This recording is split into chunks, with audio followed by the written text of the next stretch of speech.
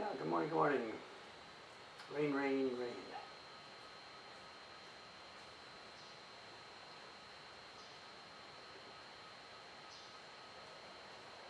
Can't find the link to get this down here. Here we go. Oops.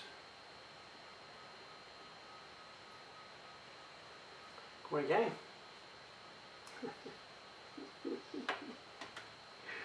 Sorry about the other day. Oh, we don't do this today. We don't do this today. Do something else. Yeah, I'm upright. I'm upright. It's still a twinge, but I can move around. Monday I could not. Whatever. I could not move. Sorry. Thanks for your patience with me. I could not move. There's a Japanese expression for this. Gikuri goshi. I don't really know what the word in English is. What do we say? I pulled my back. I pulled out my back. I strained my back. I don't know what the English expression is.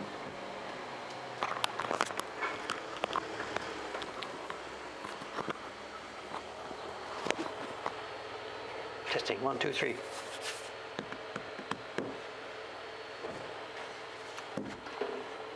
It's the Yoshibori man, still in business for his ghost restaurants.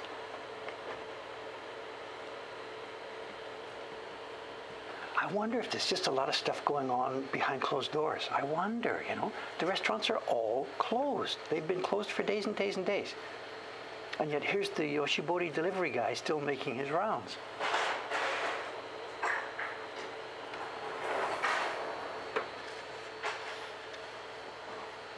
Okay, we're not doing this morning. We've got something else has interrupted. Another job has interrupted. Should I turn off the mic? This is the driver that leaves his engine running. That's the outside mic going down.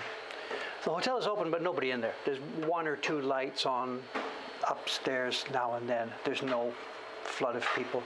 During Golden Week, there was some visitors, but no. So it's technically open, but nobody's there.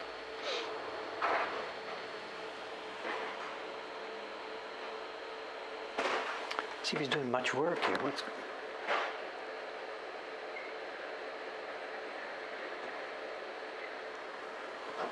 He's gone up the street, the direction we can't see. I don't know. Okay, what's happening today is this. This is the job that interrupted me on Sunday and Monday.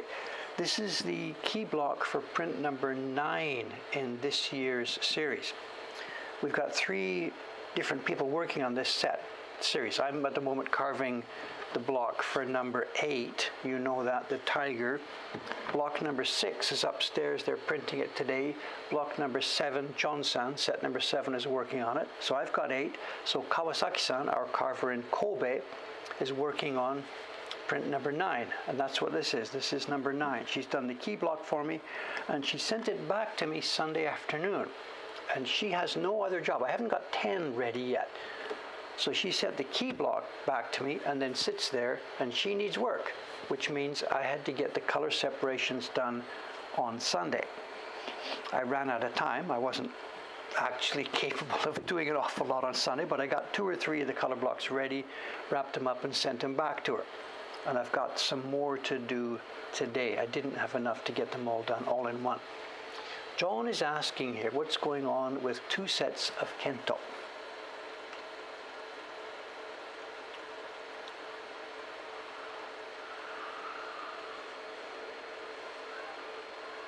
You tell me first, before I give the answer. You guys tell me. There's the finished key block. And it has 2 corner marks and 2 of the other mark. Well, this isn't the vegetable guy. The vegetable guy is another guy. This is the guy who does the exchange of the hot towels. Come on, you guys have seen me paste these down often enough. In fact, didn't you see me paste this one down? Didn't I do it on the stream? Why is there 2 sets of registration marks? Yeah, John's got it. Not after, just before. I got the thing, I did my normal corner thing. And in fact, if you look at the back side, you'll see we're using some pretty iffy wood here. We've got wood that we can't use the whole surface, but we know sometimes we just use part of it, so we're okay. So what I did was with this one, as I prepared to put it down, I got my corner thing, started to do it, and realized there's a very, very bad knot in the wood. And when I had the Kento in the normal place, I thought that was too close to the edge line. So step one, Dave thought, let's move it up a bit instead of our normal corner place. But even after I moved it up, I then put the paper down dry and thinking about this, where am I? It still looked too dangerous.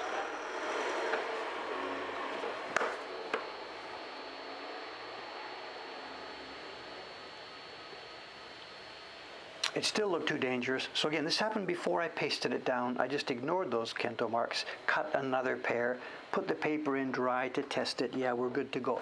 The blocks we're working with here have a bit of extra width on them, so we've got some free space to play with. Now, at printing time, this extra wood here is actually going to be interfering with the printer. So once we're done here, I'm going to get Aoyama-san upstairs to slice this off, just to cut it off out of the way. So we will have just a normal piece of wood. I don't remember if it was done on stream. This would have been done about 2 or 3 weeks ago. Did I do it on stream or not? I honestly don't remember. I'm sorry. It may have been something that happened on an off day. I don't remember. Anyway, today's work then, as I said, I prepared her a bunch of the color blocks on Sunday, but I have now with me here today, I have a couple more blank pieces of wood. I have to print today in front of you here some more color separations, do the purple marker, paste them down, and get them ready for her.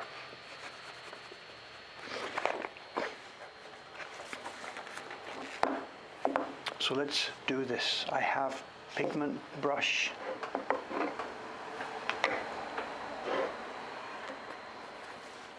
It's the usual patented paper. We've got some sheets ready with the Gumpy paper pasted on, sprayed on.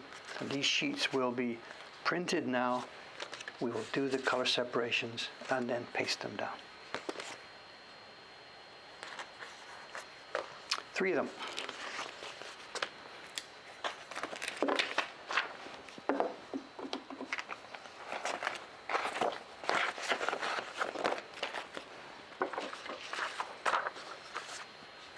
The light's interfering, isn't it? If I turn that off, is it better maybe? I don't know, because this is so black. Light on, light off, which is better? On, I guess. Physically, I'm doing okay. I know Sunday, it was just simply, what was it, Saturday night or Sunday morning? I forget what was going on. I pulled my back out. I know. One of those things where I wasn't doing anything special. I wasn't lifting up heavy stuff. I wasn't doing anything that I shouldn't have been doing. I was just bending over to put something in the garbage can. And bang, something came out and that was it, flat on the floor.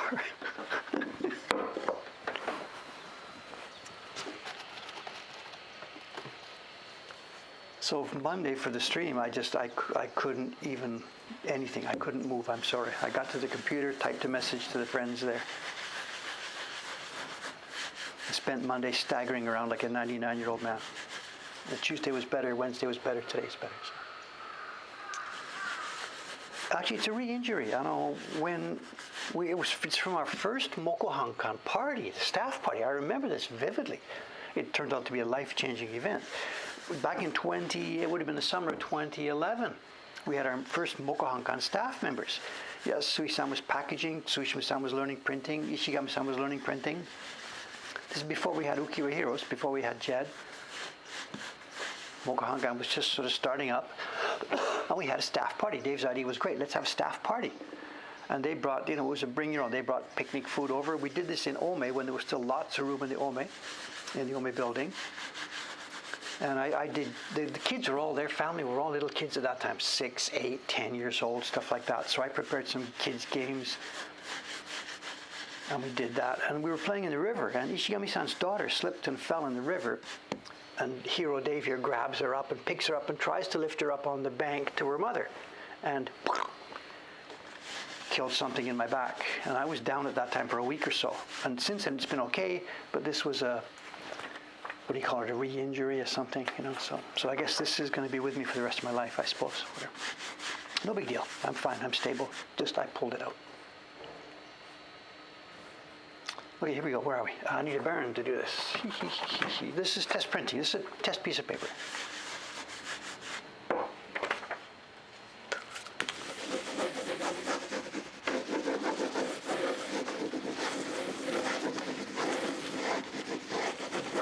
So this is the design that will be in the series this year on September. This is the September print, the 9th month print.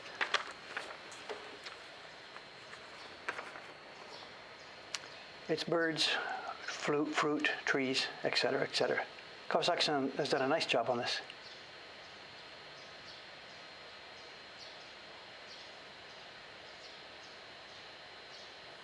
Yeah, I don't think it's back. It's nothing to do with the spine or the bones. It's one of those muscles. What do we say in Japanese? Koshi, the area of your lower back. There's muscles and stuff in there. And clearly this is muscle thing. I can feel it right now. So my spine and the rings and all that kind of stuff in the back, totally okay. This has nothing to do with that.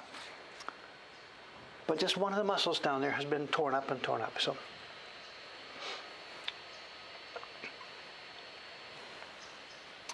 Well, here we go. Too many conversations at the same time. This is the 9th print, and a couple of things to say about it. It's going to be one of the more simple ones in the series. The color separations are fairly straight and simple. It'll be autumn colors. This is it's not a persimmon, it's whatever, it's something, and it's going to be autumn colored. But what happened was, we have Koryu size original here. I prepared it for you this morning. Here's the original of his. And it was larger, and in order, our format this year is not the same format you see in these originals. It's narrower and taller. And I couldn't find a way to crop it straight with these birds. The tail of the bird on the right-hand side just poked out too far. So what I did was I took the original and rotated it and then cropped my piece from the middle. If you can see the two in comparison, Oh, Suga-san is here. Oh, hi-yo, good morning. Hi. Just give me this minute. すいません。いや大丈夫。すいません。大丈夫。さあ、サブスクリプション6月のはい。ファイルってこっちにいや、僕触ってないよ。まだ作ってないですか？違う板直してもらうときに一緒になんか挟んで、そうあったやつ、ここに板3枚と新聞紙とテストプリント2枚ここにあって上まで持ってきたよ。上持ってったと思うよ。だから板3枚新聞紙と紙2枚直接ここから石川さんのどこか OK そこまで置いてない。どこに置いといた多分板が立ってあるところですね。あそこも見たんですけどね、なくて。いや、本当に持ってきたよ。ごめん、本当に。持ってた。本当に持ってきた。それから僕の部屋までじゃなくて、石川さんが直接3階まで持ってきたんです。申し訳ないです。いや、とんでもない。もう一回ちょっと見てみます。だからいつか石川さんがどこに入れたかちょっとわからないですが。Come say hello. そうか。This is Sugi-san from upstairs. She's printing She's printing the sixth print. じゃあちょっと見てみますね。ごめんね。はい。今回は僕じゃないですね。はい、申し訳ないです。大丈夫です。はい。ありがとうございま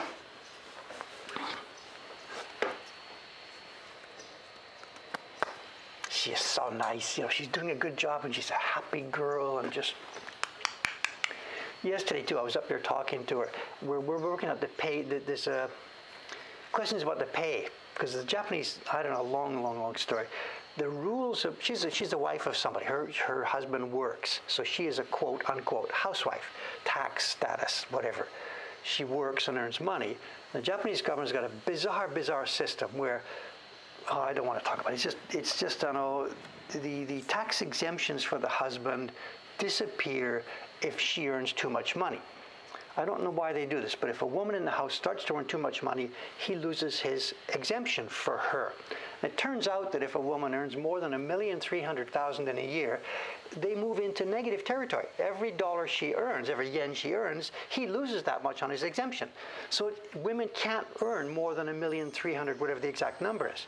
As soon as they earn more than that, they're in minus territory. And every yen she receives, he loses more than that in income deductions. It's whatever. Just if you Google it, you'll look it up. It's something, yeah, and it's around 130,300,000, which is nothing. It's like, I don't want to talk about it. It frustrates us. It's hurting us every day, every month. All of our staff, Yasui-san, Suga-san, Ishikawa-san, Ishigami-san, we get to October or something. These part-time people have been working 1-2 days a week. They're like, I can't work for the rest of the year. And it's like, there's lobby groups have been hitting the government about this. It's not just Mokohankan here. It's all across the country. It's hurt, and there's a labor shortage. And those old dudes that run, just.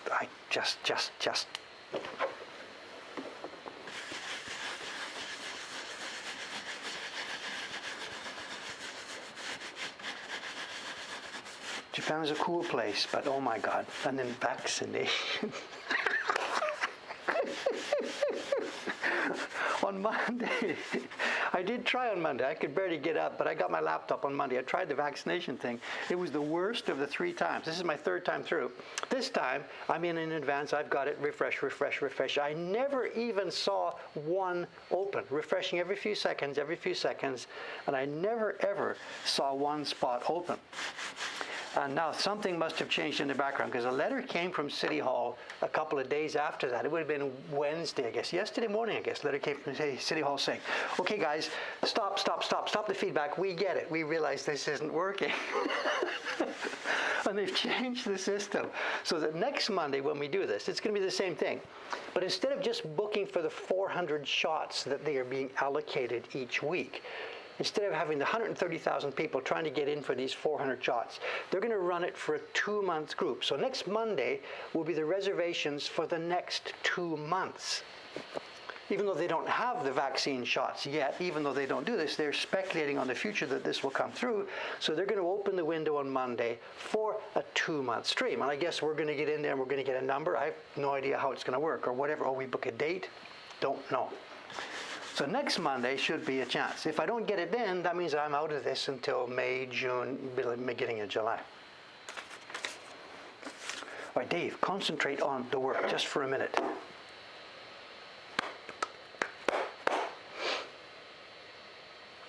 $400 a week. This is for our town, and not $400 a week for the country. $400 a week. Oh, just get rid of that. See what's going on. Okay, come in. Hi. Okay, let's look at some work. Sorry about this. There really are too many things going on at the same time here for me right now today. Okay, to recap, I'm going to print some transfer sheets off this block. The one you saw me do a few minutes ago was just a test sheet, test piece of paper. I am now going to print 1, 2, 3 transfer sheets on our special double paper.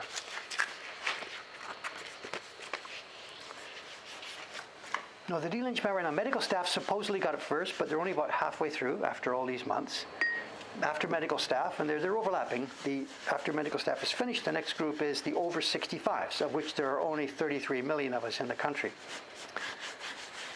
And when they're done, then they're going to start moving down to other people. So I'm in the over 65 group, so I'm a priority, which means I might get mine this year.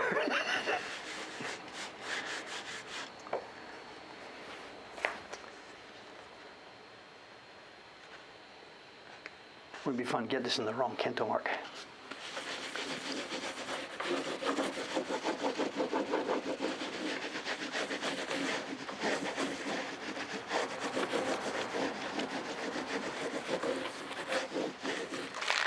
You can see in the real printing, this extra wood here would be trouble. It would be tearing the baron at the end.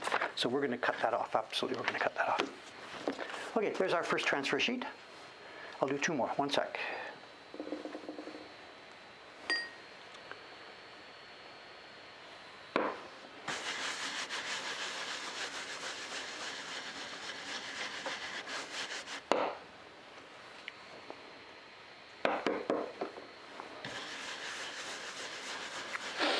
I don't need my mask anymore, do I? Sugi-san is left. This is the deal, you know, someone comes in the room, on you go.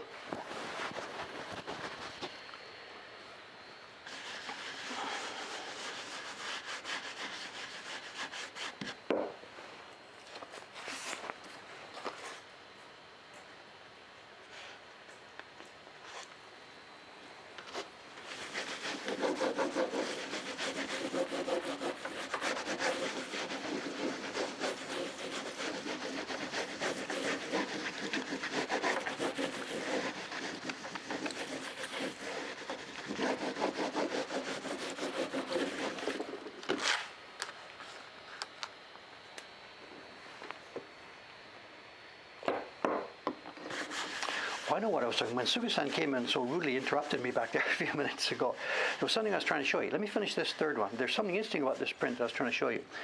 I told you we were moving I moved the original. I turned it a bit sideways and cropped it and trimmed it. But even after I did that, I found that it didn't actually fit.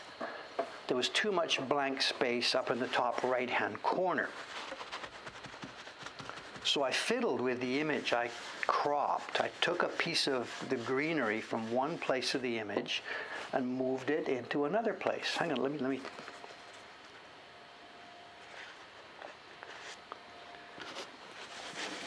I perhaps shouldn't talk about this because some people might think, Dave, you can't do this. Well, actually, we can, but.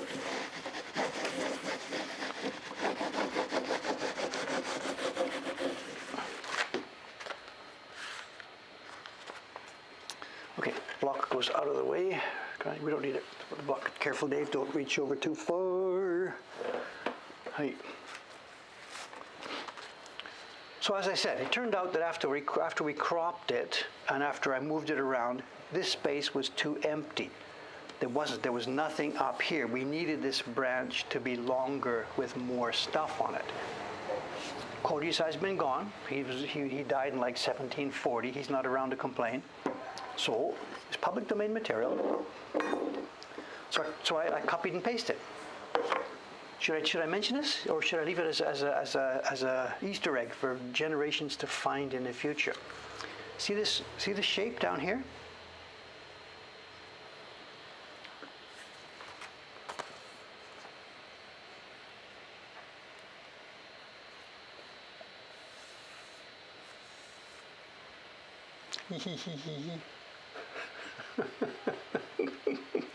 So I cropped one of these, took it in Photoshop, moved it up there, and away we go. We have a nicely well-balanced picture. And before anybody gets upset about me, there might be people who are thinking, you can't do that. This is Koryusai. Somebody else's name is going on this. The old guys used to do this.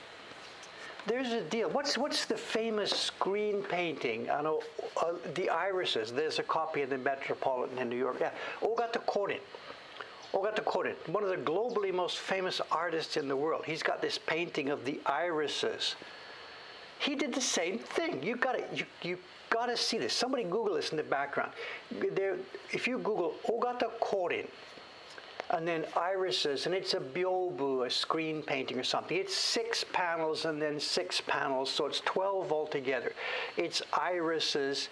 You take a look at it on one of the images you can find anywhere, and just look at for example, look at the skyline where the irises are against the gold panel. And you can see the guy has copied an iris and moved it here, and copied a leaf here and moved it here. They're all over the place. The guy must have had a sketch or something, and he drew it, and one of his assistants drew it, and they put the same flower all over this thing. So I'm okay. I'm okay with this. Copy paste in, and this is in what? This is 1680. I don't know the date of that thing.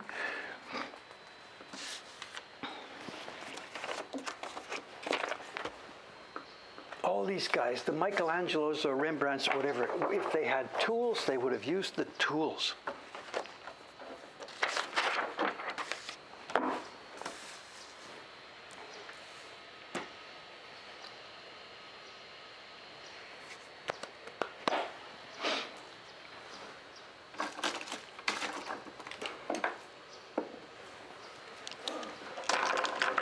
Okay, also to recap what's going on today, we're going to be doing some of this. I will now prepare one of these sheets. We'll get a piece of wood, paste it down and do a peel and all that kind of stuff. So this is going.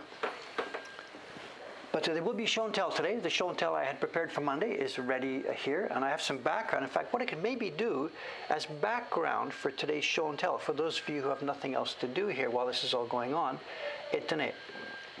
let me put a link in.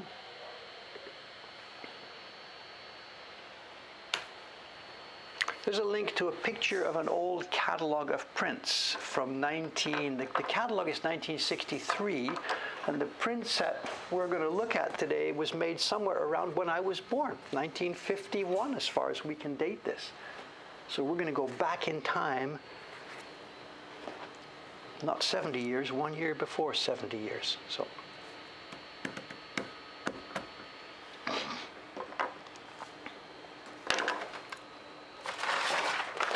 Okay, here was the cheat sheet from last Sunday. What I did was, to do the color separation work, I just prepared a Photoshop thing with the same drawing multiple times. Then I colored in the different areas, the background, the branches, the fruit, areas that I knew would be colors on the print. Then after that was done, I tried to find areas where they would combine, and they did indeed. One combined with another because they were separated enough.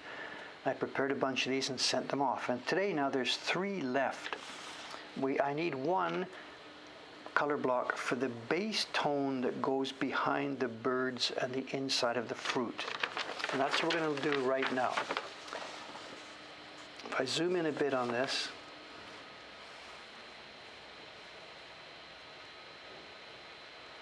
for example, now look at this one. This is one of the color blocks that would have tinting on the bird feathers.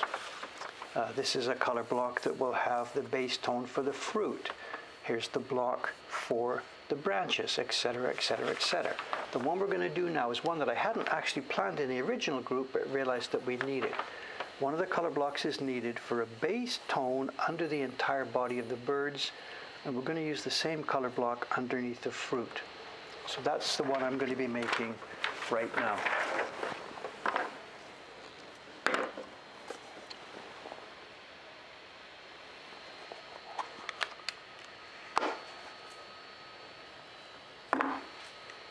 Yeah, the little small ones, they're just for planning.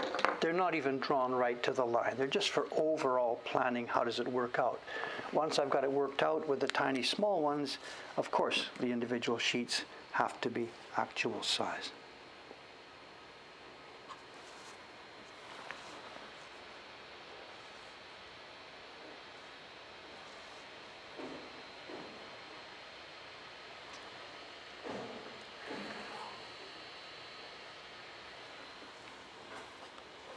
So this is a base tone behind all the birds, behind the feathers, the head, the legs, everything.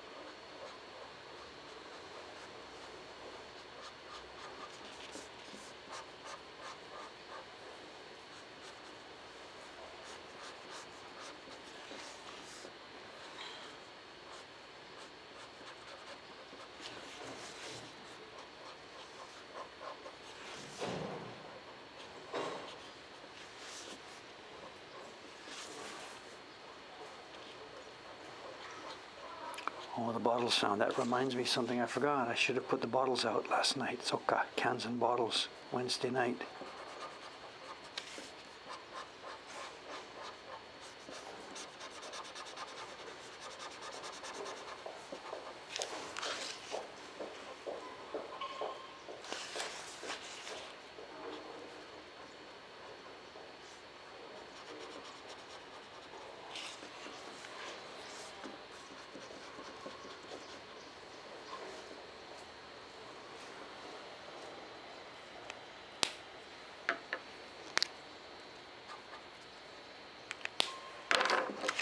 But I think that's it. Show it's the base tone behind all the birds.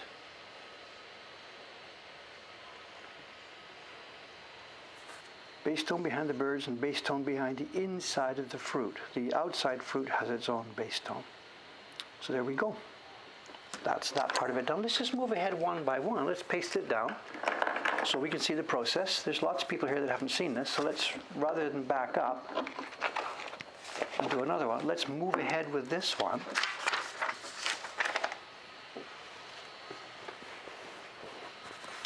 Could there be a clear spot between the bird's body and the fruit? If you mean that little white spot there, she's going to cover that. I just need to get the... I mean, she knows what's going on here. You know. This stuff, no problem.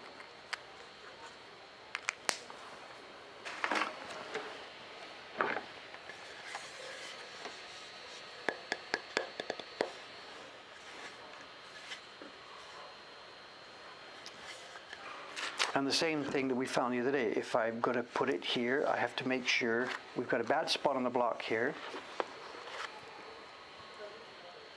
but it's clear of the birds.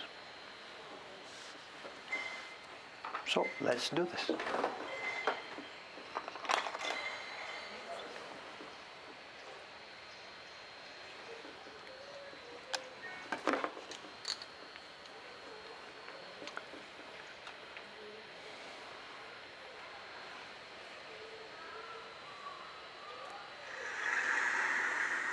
So I'm just asking about moisture expansion. It is an absolute concern. And in fact, the cool thing I'm doing here is I printed this a few minutes ago.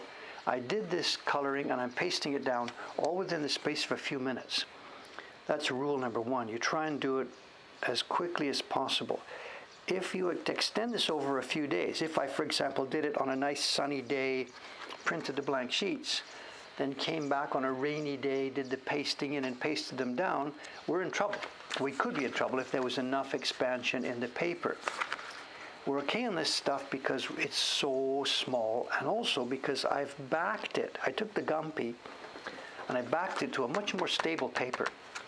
If it was the Gumpy just by itself, it would expand and contract. And then, like Mr. Chickenmeister asked just now, at the moment of pasting down, you really have to get it down there as quickly as possible before it gets wet from the glue and starts to stretch.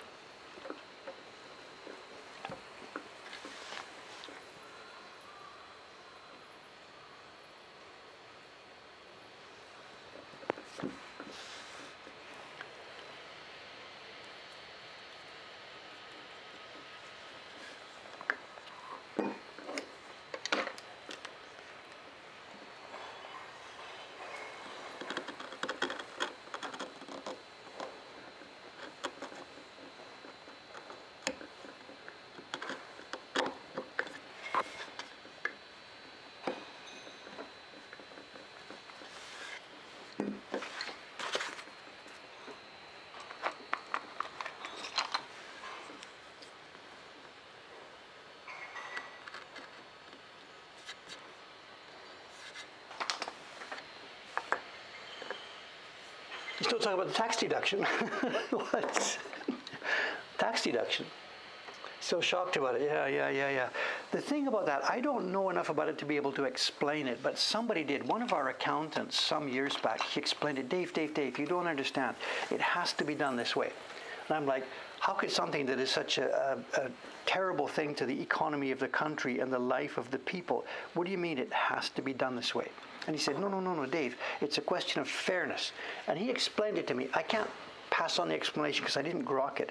He said, look, it would be unfair. If we did this, blah, blah, then this family, she doesn't work, this family, she does work, this family, it would be totally unfair. See how that family would be getting penalized by this if we did the rule that you want. And I'm like, okay, I see that. A tax system might, in some senses, be unfair to a certain type of people. Like there's mortgage deduction for house ownership. That's unfair to people who are renters, right? He said, well, yeah.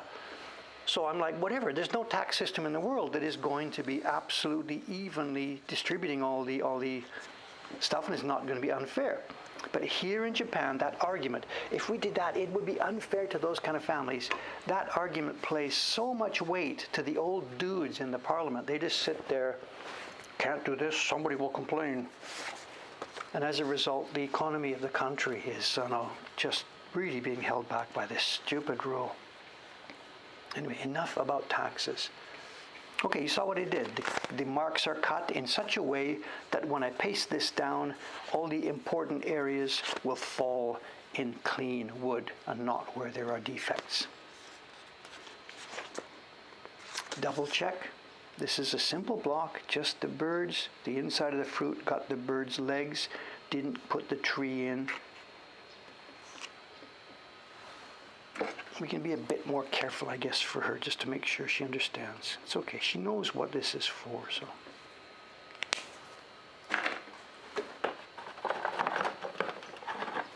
Let's paste it down.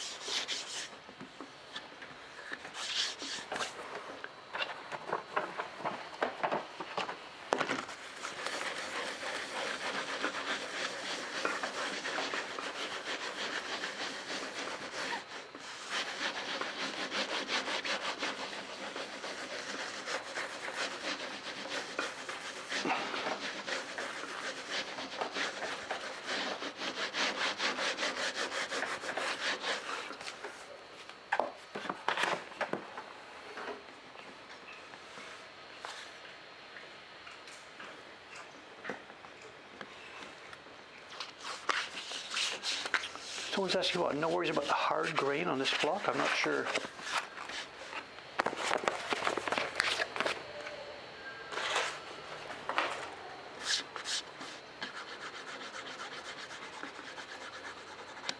A few bubbles, knock them down. Over the edge here would tear, so cut off the edge strip. And let's do it.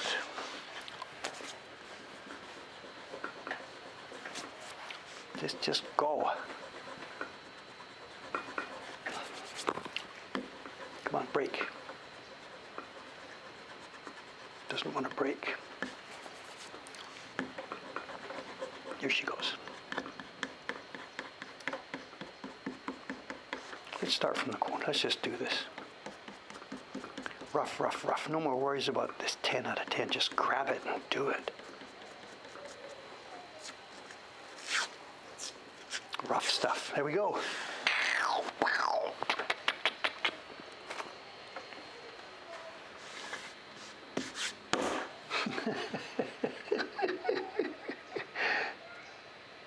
There we are. Ready to carve. Ready to carve.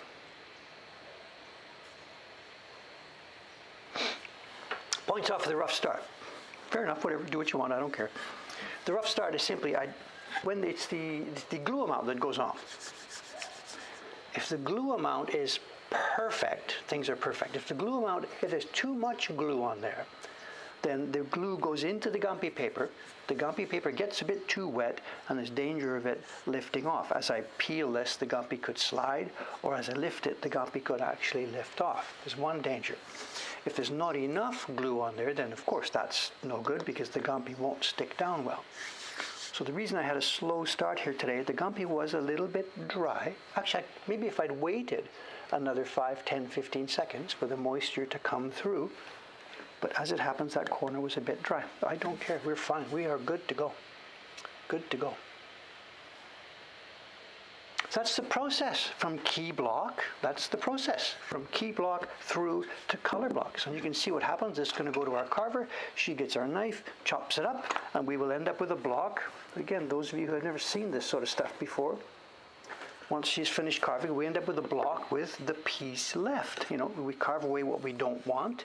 We have the pieces left, put color on them, and they make the colors in the finished print. This is the process. Okay, let's do another one. It's what's the time? 8:40. Let's do another one. The back side. So let's go back to our plan. What's next? That was this one. Next one would be, oh yeah, okay, let's do this one. It's the inside of the fruit, but the pattern, and then the cartouche will be on this next one.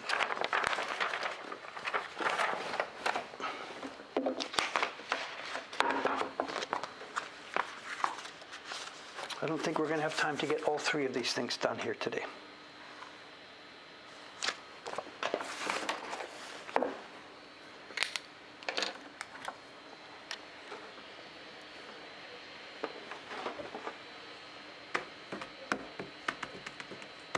Oh, look at this, look at this, look at this. The bot knows about the scope. Oh, ho, ho. So new commands are coming through, are they? Wow, I didn't see this. Where did this information come from? I don't know. Nice, nice. Nice, look at this.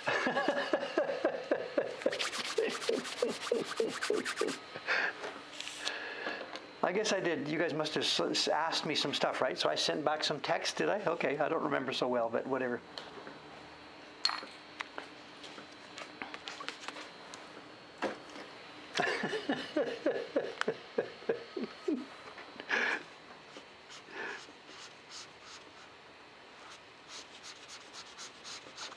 The other day, after I missed this on Monday, I messaged the mods here and asked them to help spread the message. I wasn't going to be able to stream on Monday, I then sat there on Monday lying there and oh my God, I can't move and whatever, trying to do things. And I was thinking that this was sort of the end of I don't know if they do it in other countries. Here in Japan on construction sites, there's a sign that says like 75 days with no accidents and stuff like that. And every now and then on a construction site, it's reset, 0 days with no accidents, whatever. I don't know if that's common in other countries. I don't know. What is it? Yeah, 87 days without injury. So I thought I should put something on the Twitch stream. It's reset, 0 days with no cancellations or something like this. But, I don't know how it's long. I started streaming this is 4 years now to show. We started doing this in 2017, the summer of 2017. It's a time I will never forget. And in the beginning, it was 6 days a week, twice a day. That didn't last long.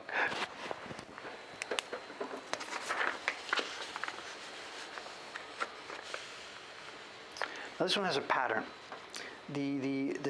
We've already done the inner color for this fruit, and the fruit has lines to show these little round things.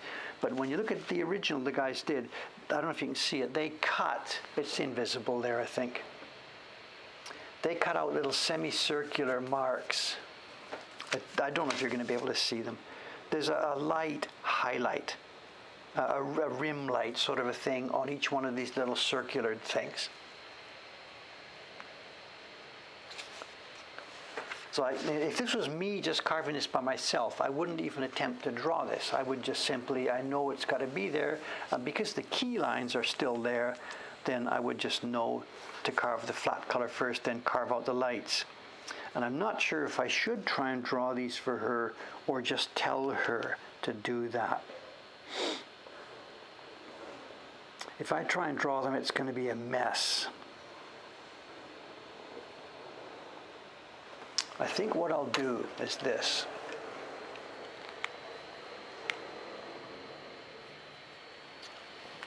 Do we have an established sign in the window?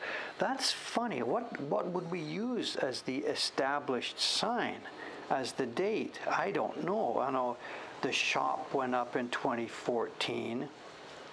Mokohankan, the name was registered, I think, in 2006. I'd have to go back to the domain registry to see when that started. I sold my first print here in 1989, and I made the first print in 1980. So I don't know if Dave had an established sign when it would say. I don't know.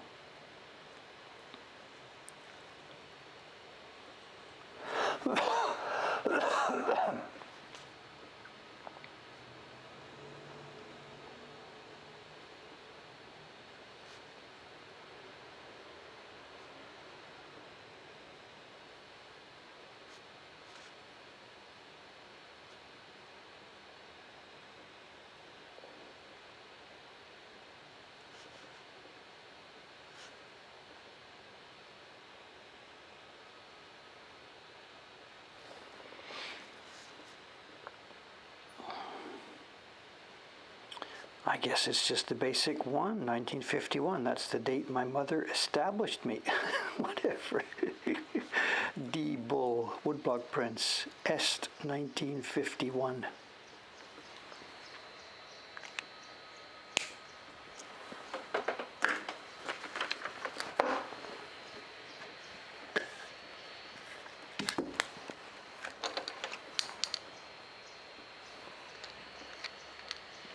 I'm missing conversation. Hi. Tom's got this 1111. It's more fun, Tom, when you write it in Japanese style. It's 19511111.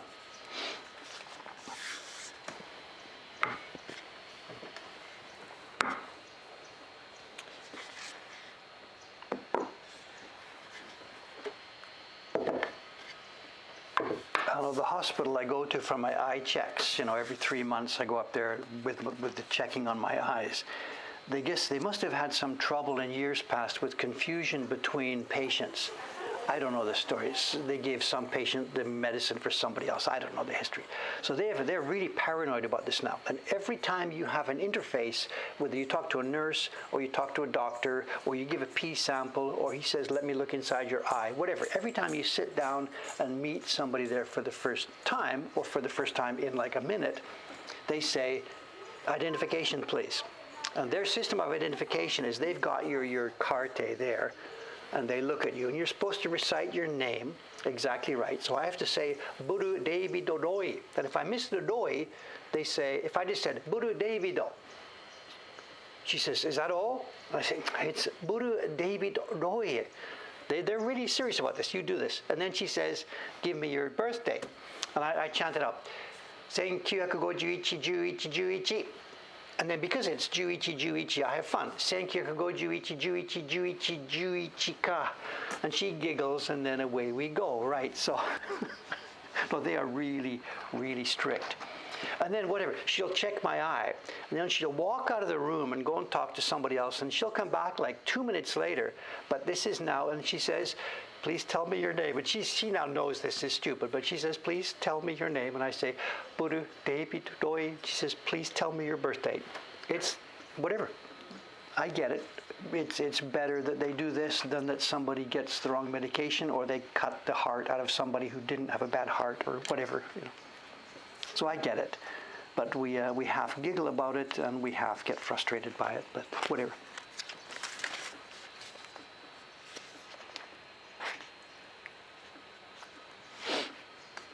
But I certainly remember my birthday. I don't know if I would call that ridiculous. I think I get it. There's obviously that practice is rooted in the history of some kind of medical errors. I get it. And human beings do that sort of thing. And those nurses and doctors are faced with a stream of hundreds of people in any given day. So I'm not complaining about that one. I'm laughing at the sort of silliness at it sometimes. But that one, I'm okay with that. You know, they've put a system in place to stop people from getting hurt, so that's okay.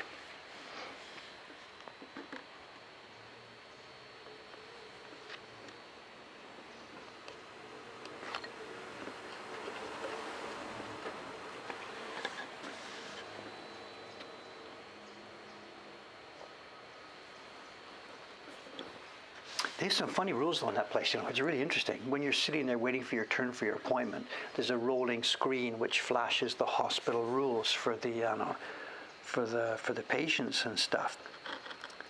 And one is, you know, when I first saw it, I thought I was misunderstanding it, but I looked at it more carefully and I get it. And the one of these rolls that rolls by on the screen, customers, patients, please obey these hospital regulations, blah, blah, blah. And one of them is no Crocs. And I didn't understand this first when I saw it. It was rolling it off. It said no Crocs. And I'm like, I don't understand. What's this all about? Customers, please don't wear Crocs. I got that one crooked here. Just a minute. Clean this up.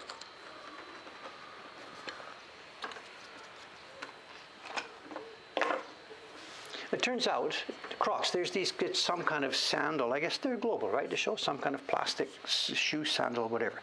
And I guess it turns out, I must have asked whatever, there's been episodes where people get them caught on escalators. So they have asked their customers, you know, it's not like you have to run away right now if you've got Crocs on, but they're asking people, when you're thinking about coming to the hospital, please use another kind of footwear. Don't wear these. And I guess there's some case, as I said, they get stuck on the escalators or something. And maybe this is their insurance company being paranoid, you know, I don't know, no idea. Okay, let's do this again. Same time, same station, right? Double check. The cartouche is going to go here on a clean piece of wood. The fruit pattern just goes here in the middle.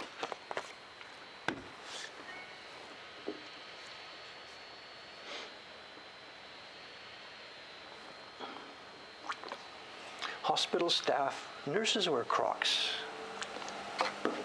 No idea. Whatever here they are at least in this institution and that hospital that I was going to for my eyes. This is a major national. This is one of the biggest hospitals in the country, the National Institute for Global Health and Medicine.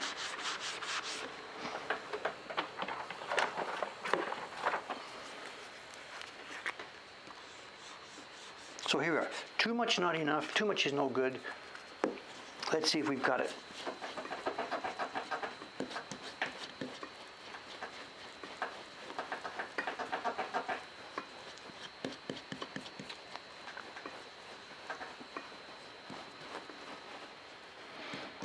Might be a tad too much this time.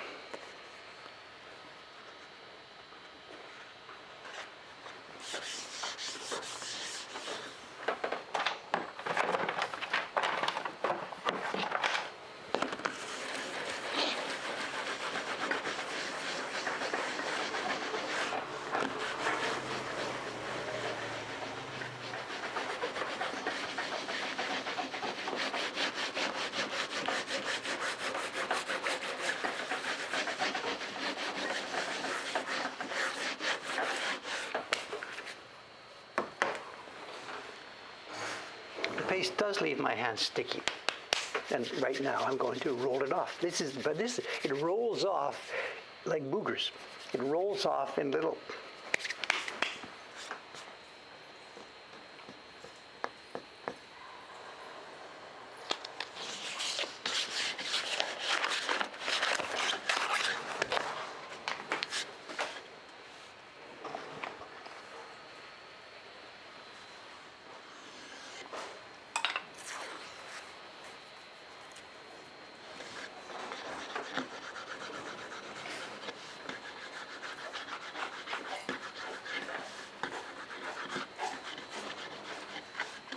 Fingernails. I'm just getting rid of there's the last few tiny little bubbles. When I pull that paper off the back, unavoidably the paper gets a little bit bubbly. So this is just knocking down the bubbles. Let's go. Here we go. Because yeah, I put more liquid on the block to show, so it came up straight away this time. We should do this as the Olympics to show. Let's have a race. Who can get it off perfectly?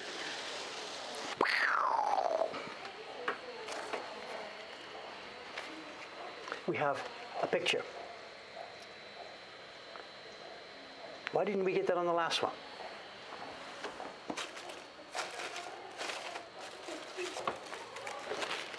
Last one's clean. This one is an actual print. It's a picture. Because when I did the printing a minute ago with the block and putting it on, did you see what I did? I did one, I did two, then we talked and we talked and we talked and blah, blah, blah. The block was dry. So I threw some water onto it, blah, blah, blah, printed it. And the third one of those 3 sheets that I printed was printed with a whole bunch more water on the block than the other 2. Clean, light. This one won't be visible from the back side. This one was visible from the back side. We're looking at the back of the paper. Look at the difference. Black, black, black.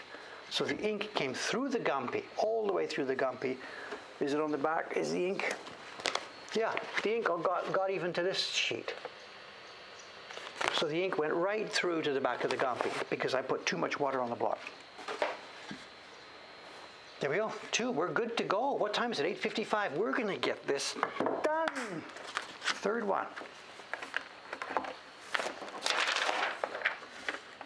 Actually, we're going to get this done, or we're not going to get this done. This one needs decisions. This one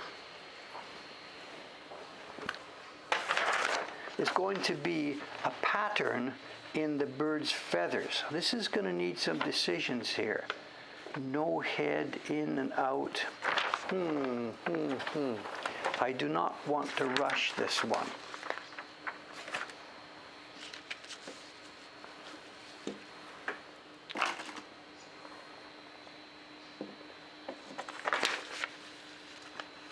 How are we going to do this? I do not want to rush this.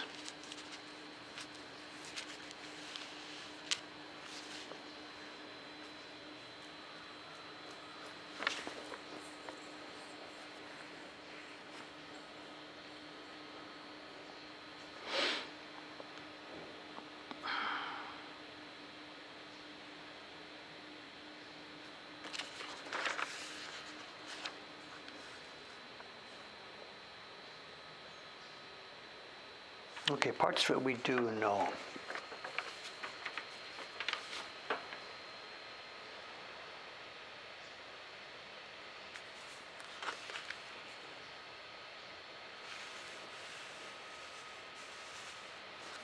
parts of it are clear. The breast feathers and stuff are definitely going to be included.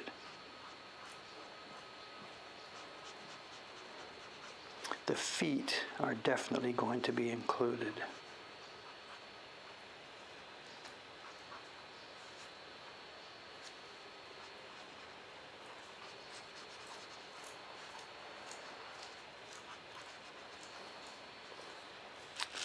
The head is not going to be included. He had the head on the original. The breast feathers are a pinkish tone and the head was bare, and I think we'll stick with that, but the beak was included.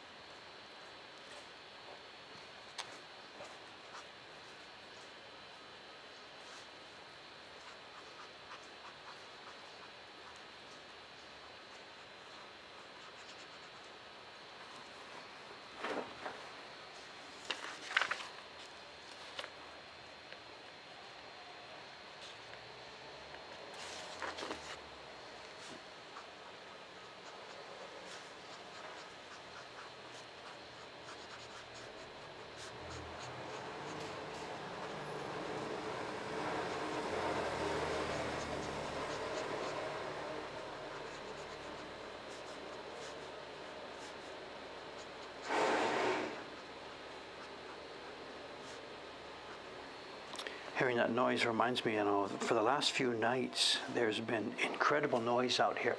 The normal construction rule is construction has to be done 8 in the morning till 8 at night.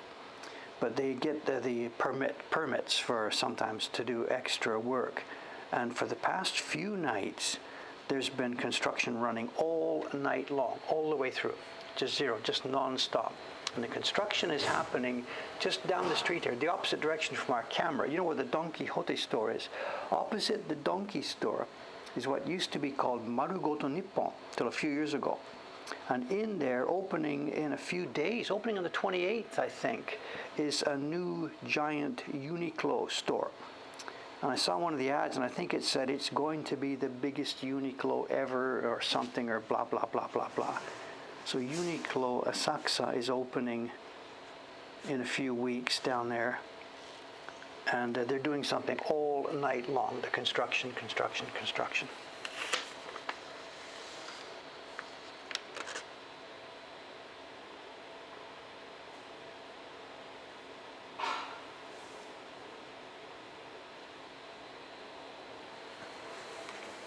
Yeah, John, you wrote to me about the Senshafta. So I've seen this. I know you're thinking that it's something to do with us. I know Senshafta is a thing. It's still around. I know you see them for sale here and there. They make them these days out of stickers and sticky labels. And a common type is a Senshafta type structure for what do you call it? The things that dangle on your keyring for your phones and stuff like this. So they are known.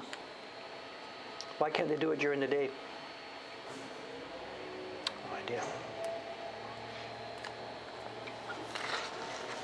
No idea why they can't do it during the day.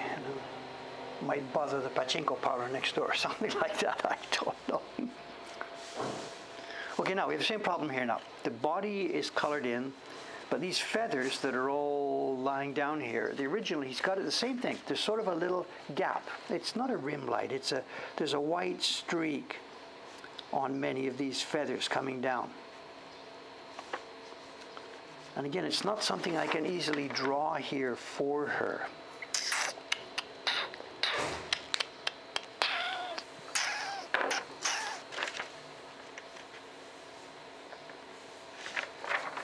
Let's try and draw a couple as a sample and she can get the idea. I'll talk to her on the phone about what to do.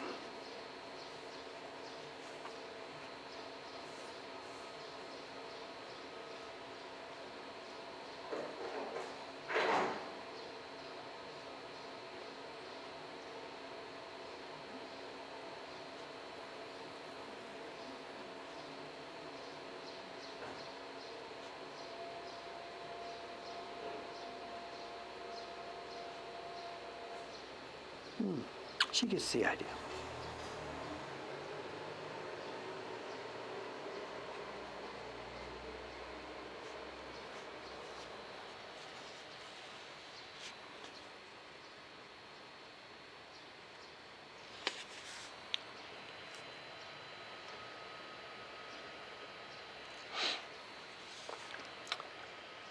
someone's asking, do I envision print parties returning? Our current thinking is that, I'm sorry, that print parties are actually history, that they won't be coming back, our current thinking. We're still not even really sure if we will be able to have a shop. We're still holding on. We're paying rent every month. We've got support from Patreons and stuff that is helping us do that, even though our business in Asakusa is completely dead. Our business overall is steady. So we're holding on here. And we're discussing now and then we're discussing what structure, what shape our business should have when/if it does come back, when/if tourism does come back.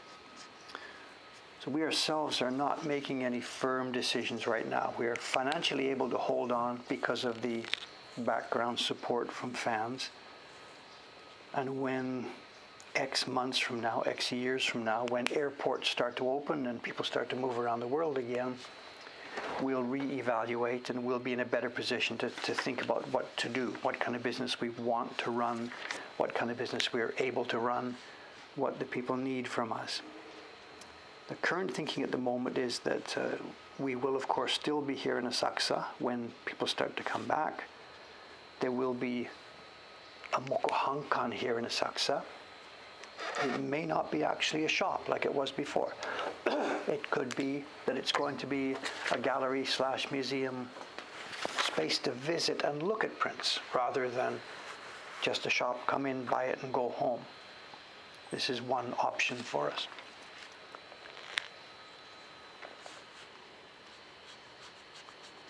But the print parties, which were hugely popular, were not sustainable. No. It was impossible to train and retain staff for them, to do them at the level that I wanted to do them. So the unanswered question for me is, is that one. Now, decision time here, decision time. I might have to do something here that I don't want to do.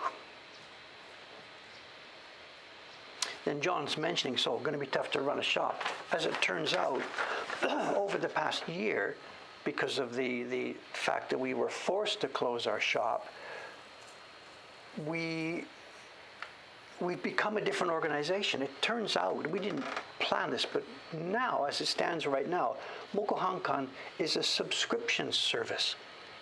If you go back 2 years before the thing hit, 40x% of our revenue was the shop. So Mokohankan was a physical shop, a place to come and see prints and do the activity. It was 30% online general sales of the kind of things that we make and the flea market stuff. Then it was 30% subscriptions, our ongoing monthly series. I've been doing subscriptions since 1989, and that transitioned to Mokohankan as subscriptions. So we were a three-legged business, a shop, an online shop, and subscriptions. And now we have become 80% plus, we have become a subscription service.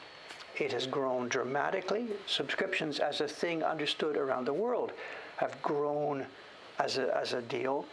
And as it stands right now, we are a subscription service.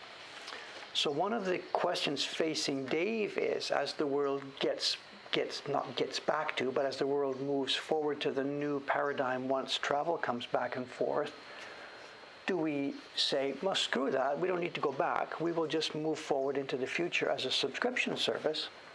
Or do we want to have more of a physical thing,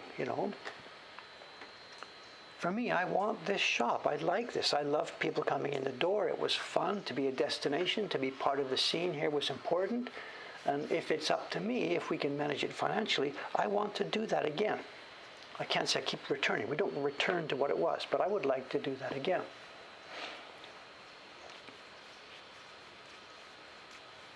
That's why we're holding on. That's why we didn't let go of our lease. That's why we held on. Because this is us. This is our brand. That big barren sign outside Asakusa, Sensoji nearby. This is who we are. Even people who are subscribing to our prints recognize that's the place there, the place in Asakusa near Sensoji. But what we will be doing in this building, next year when it all comes again? That's the open question. So anyway, I'm talking too much. I've got to get working here.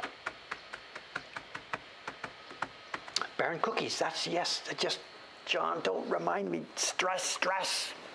Yes. Could be a cafe, whatever. Okay.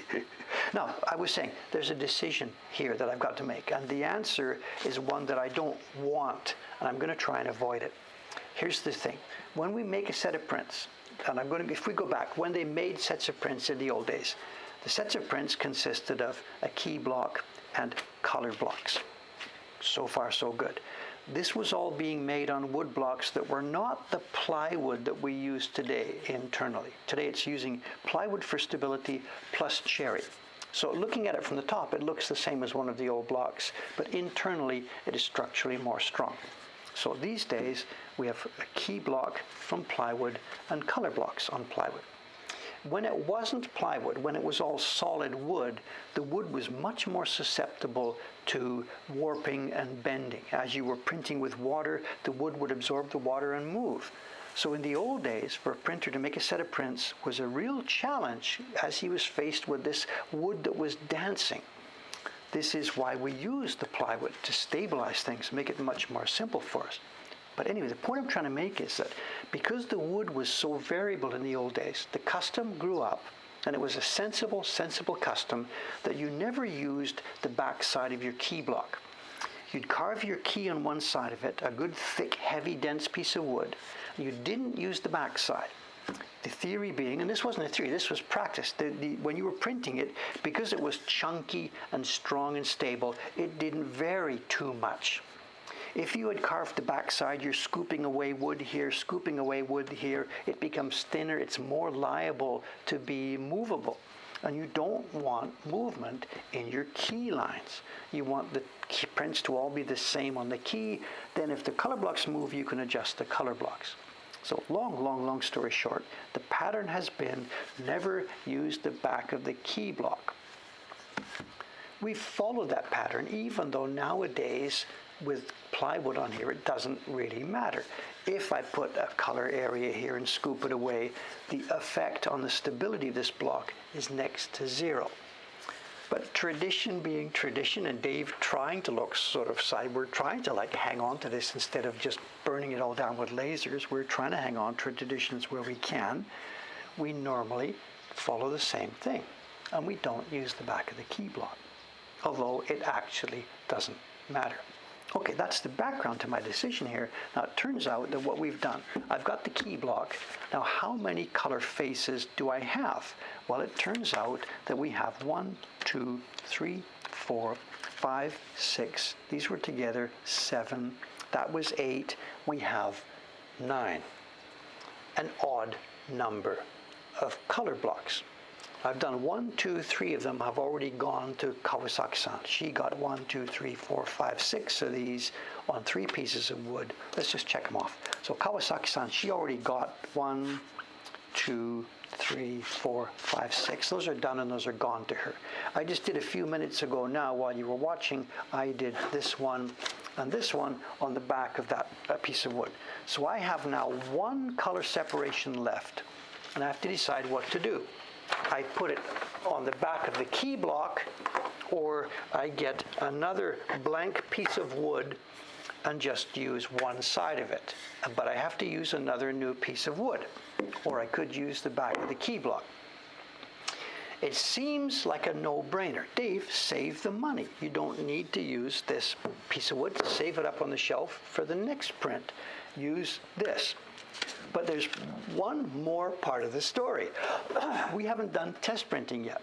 And many times, it happened this month with the print they're doing up there right now. Many times, we do our test printing and we realize, it would be better if we had a block for such and such. And we need one more face. And this happens, 50% of the time? I don't know, half the time. So if I do it today, paste this on the back of this one, that's used up all of our faces. And when we're doing our test printing, if somebody says, Dave, I just need a little bit more like this, we then got to go get a whole new blank piece of wood and just use that. So it's insurance. If I paste this on the back of the key block, I have thrown away my insurance, and now we are running, having used up all our wood.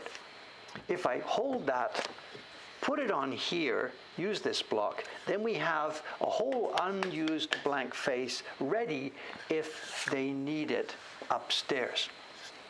But I lose a piece of wood.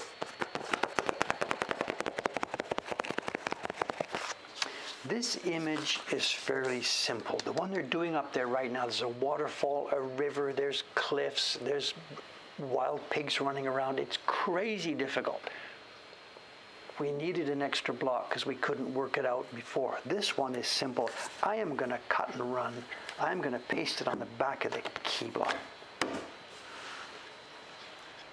Damn the torpedoes, full speed ahead. Now this is a difficult piece of wood. We do not want to use this area, so we are going to move it up here and do it like this.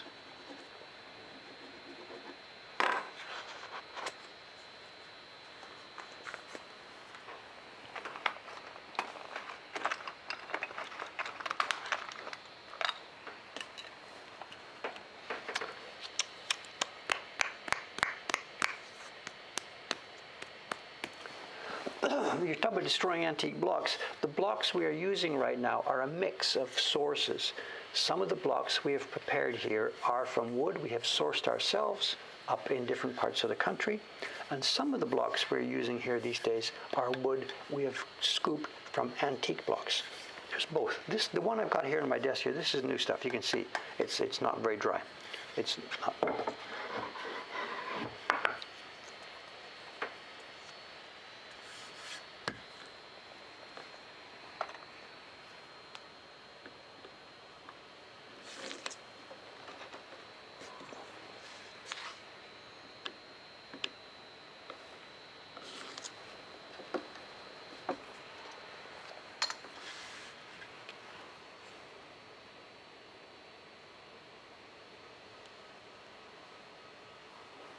Ooh, that's hard. I've got to tap that in. Okay, warning, warning. Headphone people.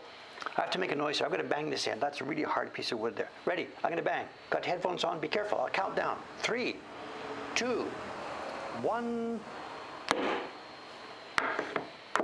You were warned. You were warned.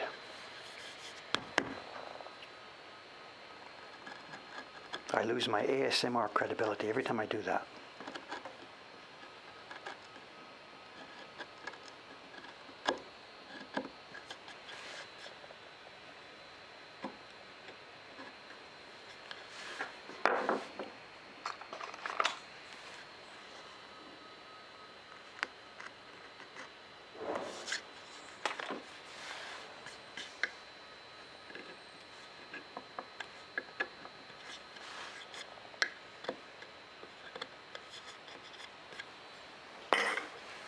How's our time? Oh, it's story a week. No, not story week time. It's show and tell time. Okay. Yeah. I can do this. Just relax.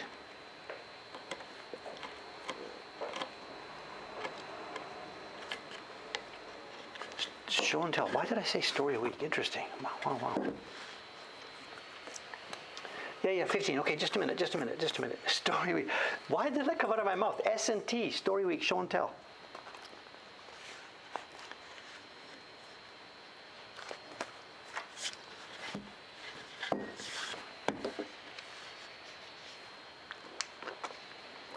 People still write every now and about the story week. Dave, do that again. Please do that again. I would really, really like to do that again. But any number of times during any given week, something will happen to me and I think, oh, that can be this week's story week. Doesn't. I would really, really like to do that again. Oops, too much.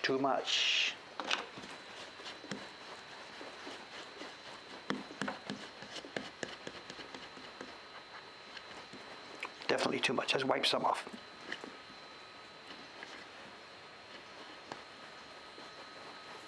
Okay, that's got it down. Yeah, I'm getting my hit today, mucilage. Glue.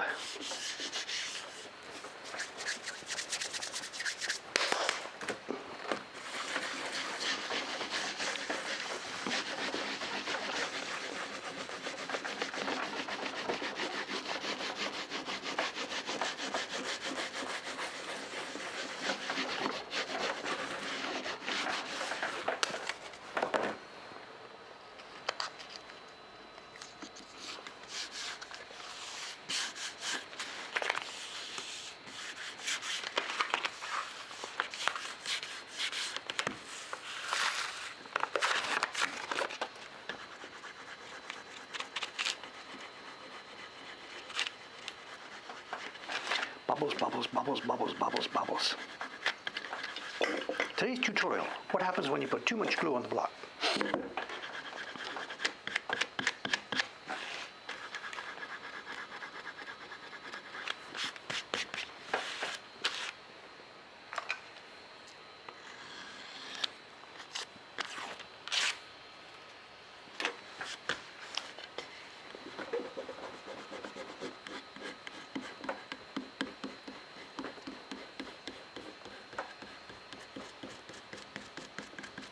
It's getting rougher and rougher and rougher, isn't it?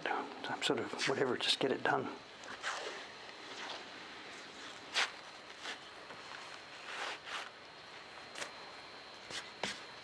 You see the transparency, there's so much moisture on there. This is totally, absolutely transparent. Look at that. You can't believe there's any actual paper there.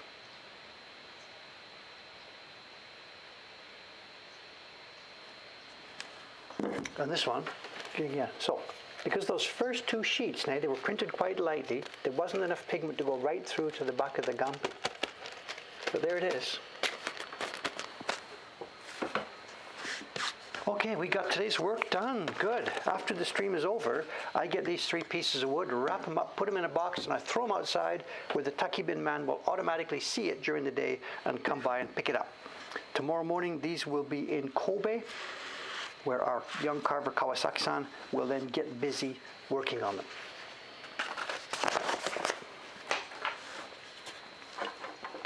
Hey, that was a productive 90 minutes or X minutes, whatever. Thank you. Okay, 20 minutes, whatever. We have a show and tell. Let's look at it. Let's look at it.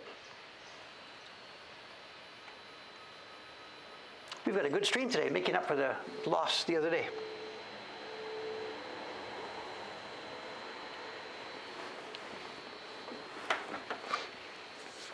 The gampi paper you saw just now was the type that's called go momme, 5 momme. I don't know the Western numbers for it.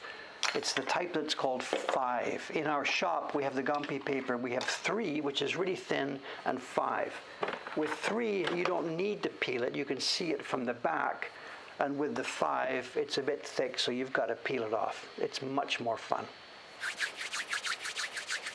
Someone's asking, why didn't it matter the top? The top is off. This color block is just going to be for the birds. The wood was bad at the bottom, so if I had put the wood in a normal if I'd put the sheet in the normal place, the bad wood would have interfered with the area we need. So it doesn't matter. The paper will go in the registration marks. When we do printing, it'll look something like this.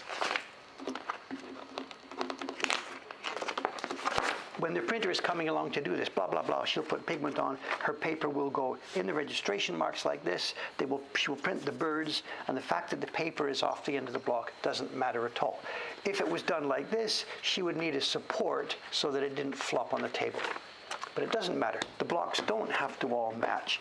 When you're making a big, big, big, big print, you can make parts of it with smaller blocks. Not every single block has to be the full size of the print. Okay, here we go. I sent you the link earlier. This is a set of prints published by the Kyoto Hangain.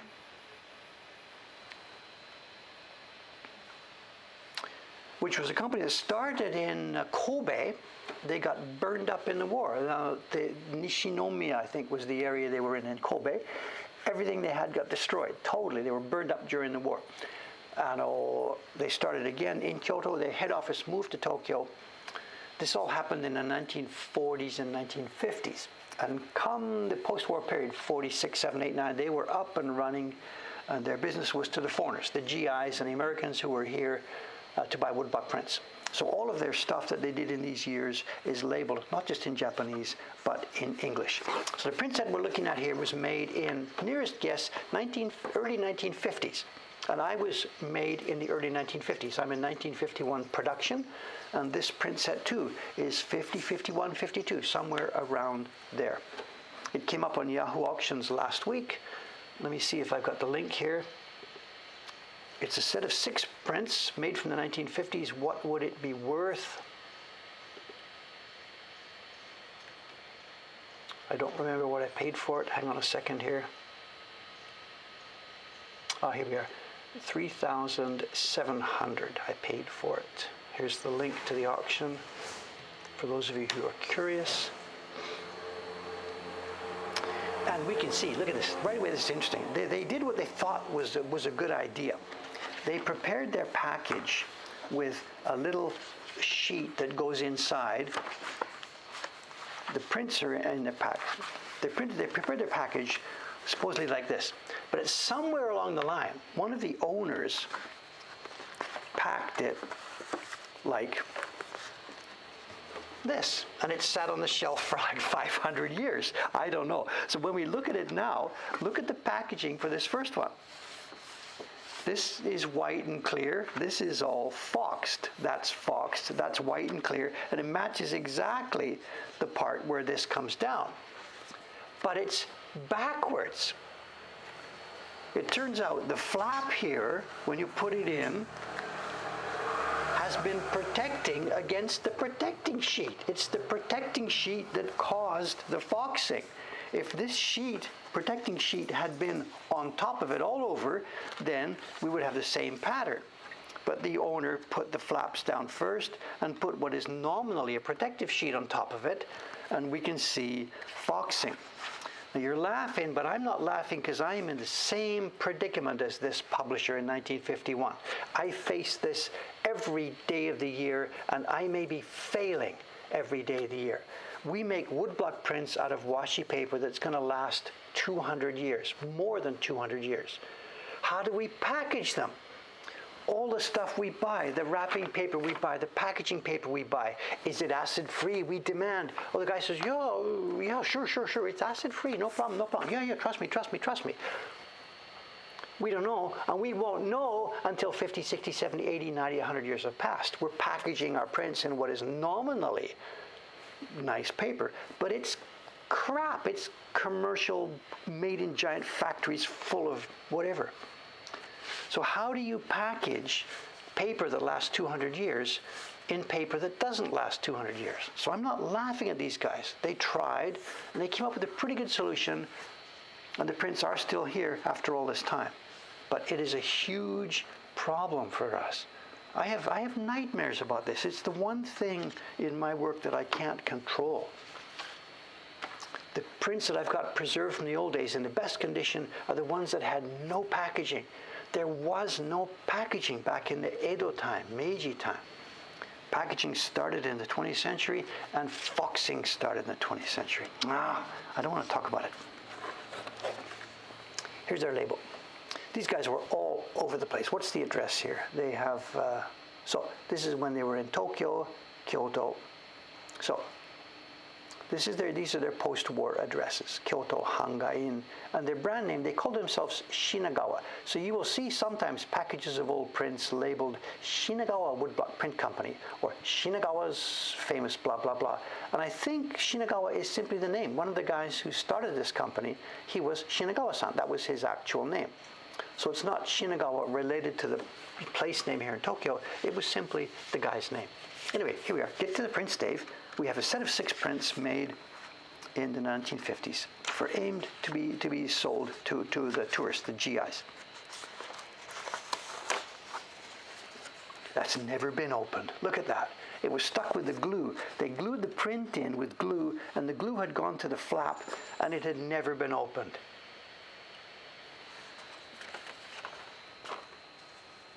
Reproduction of a Sharak print.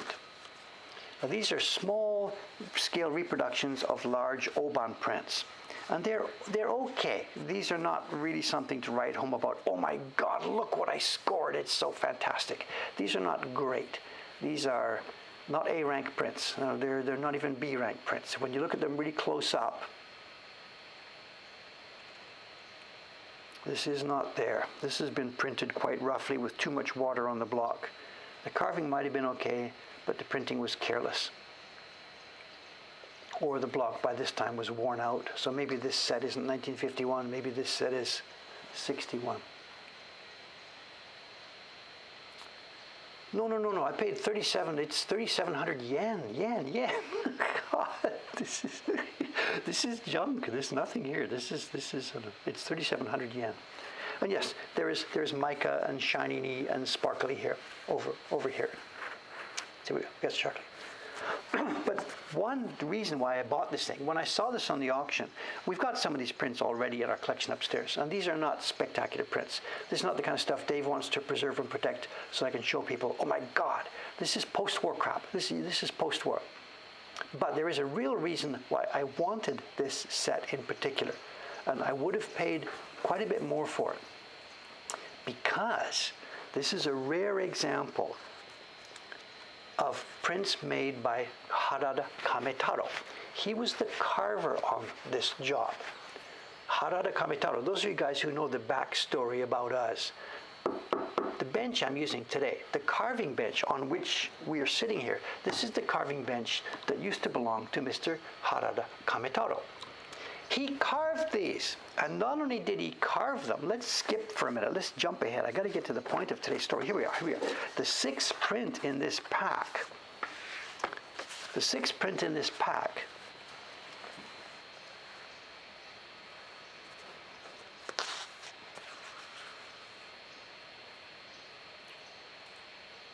This one, not from the other five, this one is really nicely carved and printed, and I'm like, why? Because Harada-san supposedly did all of them, but those other ones were terrible. And here we go. This one's really nicely done. And it gets better. It gets better. Because as part of today's show and tell, as soon as I saw this in the auction last week, I'm like, wait a minute, I've got something there. When Harada-san's son gave me this bench, he also gave me a box of stuff. Here's some stuff from my dad. This is not, don't get confused. This isn't Ito-san, the carver who I did in the Remembering a Carver story.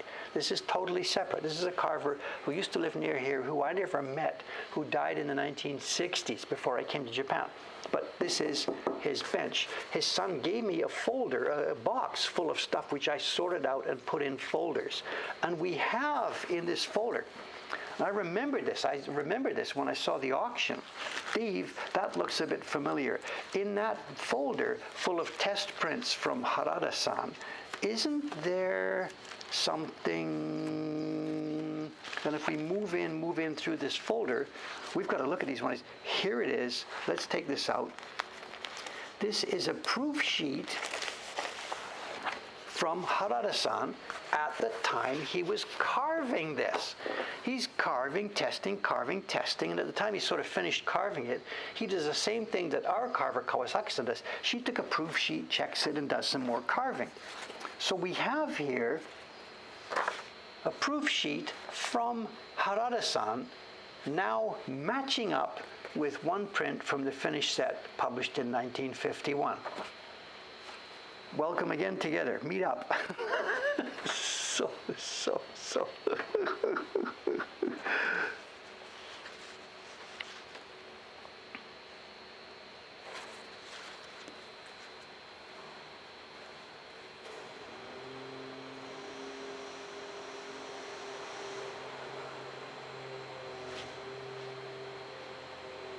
Except, wait a minute. Wait a minute.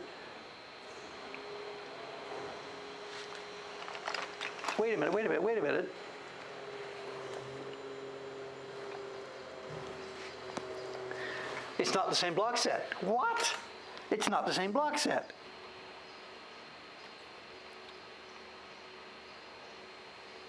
It's the same design, but it's a recarving. How close can I get? What? Wait a minute. Harada-san worked for them post-war, not pre-war. He worked for them post-war. They lost a huge number of their blocks and stuff in the war. Their whole business in Nishinomiya burned to the ground. And as far as is known, they lost everything. And then they restarted again after the war. And Harada-san was one of the carvers they used to get their business back up and running. They republished a lot of the things they had published before. This is Harada-san's work. It's in his folder. But they're different. Everything's different. All the tiny hairs are different. The eyebrows are different. It's the same print, quote, SAME, unquote, but it's a different carving. But this is Harada-san's post-war. This would be pre-war, but this is an... It doesn't make any sense. It doesn't make any sense.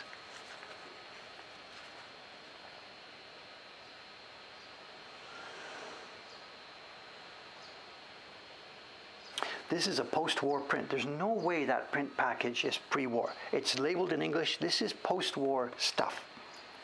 But here, from Harada-san's box, I know what they've done. This isn't Harada-san's work. This is what the company gave him. They had this left over. It was a test proof sheet from the pre-war version. And this is what they would have sent him saying, recarve this. He would have recarved it. This is the print made from his recarved set of blocks, published in the 1950s. So this, from Harada-san's junk box, isn't a proof of his own version. It can't be, because there's his version. This must have been what Kyoto Hanga-in sent him, saying, let's reproduce this print. Go for it. Here's all you need. It's a proof sheet from the pre-war blocks, the ones that then got used for publications and then got burned up.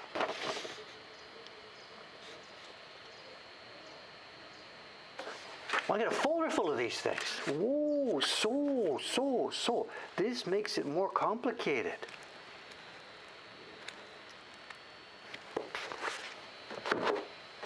This is a proof sheet from the pre-war version.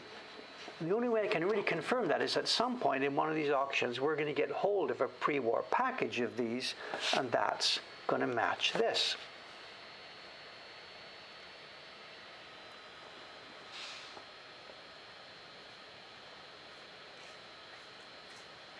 Which one is carved more nicely? We probably shouldn't inspect this too much, you know. Let's have a look at this now. I got to be careful. I know Harada's whatever. Let's grab this area right here. Oh, look at this. Smooth lines one by one. This is not a finished print. It's a rough proof printing, but look at this. The lines are smooth, one by one by one by one by one by one. Look at this version. They're wibbly wobbly.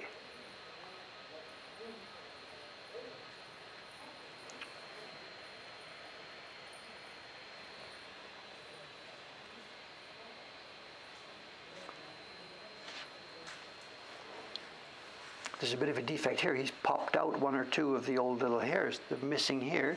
Harada-san's okay.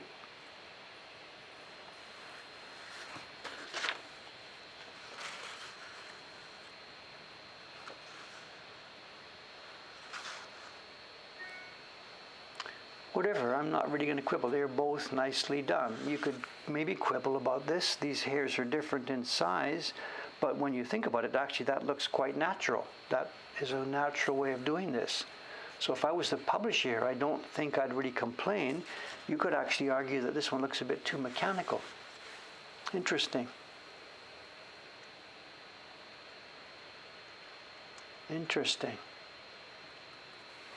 Well, it's 6 of one, half a dozen of the other. They're both very, very competent carvers, clearly, you know. Interesting. Okay, we have to explore this a bit further. What's in this folder then? I was just assuming, without any question, Harada-san gave it to me, and I was thinking, this is a box of stuff from Harada-san's work table, so this is his work, is what I was thinking. But that may not be completely true. These may be the samples, or some of this stuff will be samples that were given to him as the master copy to then replicate. That is interesting. That is interesting. I don't think the folder has any of the others. I don't know. I will go through this more carefully. I don't think I see any of the others here. I went through it this morning before I brought this down here to have a look. There's actually prints that are X-rated here. We can't show them, but whatever. Okay, good. Interesting. Yeah, very, very happy with this. Okay, this has been a fun stream for me today. I actually got work done. Showed some stuff. Bit of detective work.